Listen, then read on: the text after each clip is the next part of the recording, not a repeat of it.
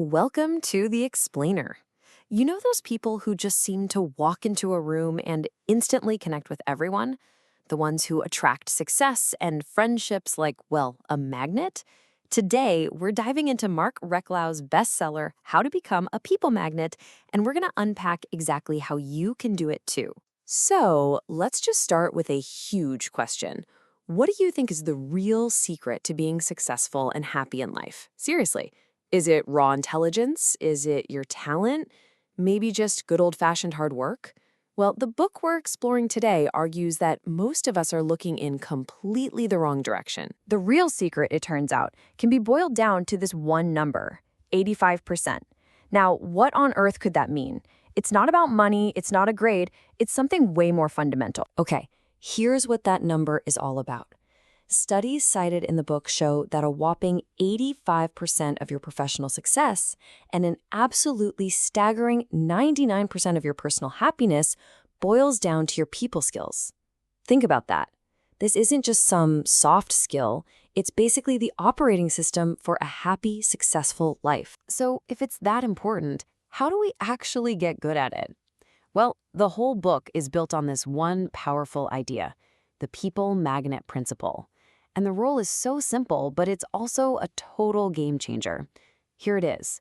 You have to shift your focus from yourself to other people. I know, it sounds easy, but it means fighting against our most basic me-first instincts. So let's dig into this 85% success secret. We're going to break it down into 3 really practical, actionable pillars you can start using right away. First up, pillar 1, their world first. This is all about perspective. It's about consciously getting out of your own head and making a real effort to see the world through the other person's eyes. The book uses this perfect analogy from the legendary Dale Carnegie. You might love strawberries and cream. That's your favorite. But when you go fishing, you don't bait the hook with strawberries, do you? No, you use worms. Why? Because you're not thinking about what you want, you're thinking about what the fish wants. It's the exact same principle with people. So this means you got to make a deliberate shift. You have to move from focusing on what I want, my ideas, my amazing stories, my needs, and instead focus on what they want. What are their problems? What are they interested in? How are they feeling? You have to bait the hook with what the other person cares about. Okay, once you've made that mental shift, you can start focusing on the actual mechanics of how you talk to people. That brings us to pillar 2, master the conversation. This is where we get into the practical tools. And here is a super simple, tactical change you can start making this afternoon. I want you to do an audit of your own conversations. Look for these 3 words: I, my, and mine. These words are connection killers. Every single time you use them, you're yanking the spotlight right back onto yourself. And instead, start using the single most powerful and persuasive word in human relations: you. Every "what do you think?" or "how can I help you?" It shifts the entire focus. It makes the other person feel seen, it makes them feel heard, and most importantly, it makes them feel important. But what about tricky conversations, like when you have to give criticism?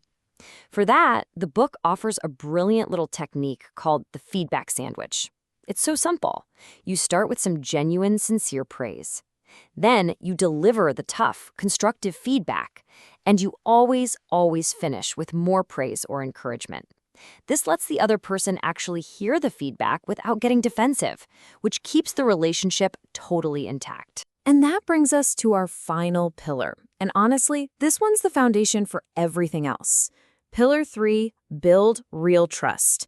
This is the long game.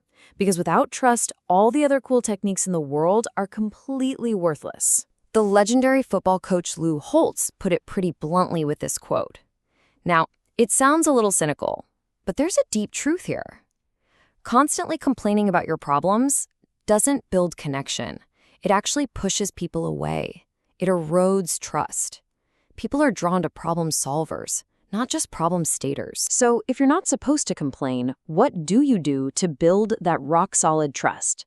The book lays out a really simple code of conduct, 3 unshakable rules. First, admit your mistakes. Do it fast and do it honestly. It doesn't make you look weak, it makes you look strong. Second, keep your word. every single time. Your reliability is your reputation. And third, just stop gossiping. And just as important, refuse to listen to it. Trustworthy people talk about ideas. They don't talk about other people. All right, we've covered the core principle and the 3 pillars. But look, knowing this stuff isn't where the magic is. The real magic is in the doing. So it's time to think about your first step. You now have the entire framework. Focus on them, not you. Master the words you use. And build a foundation of unshakable trust. The tools are officially in your hands. So the only question left to ask is, which one are you going to use first?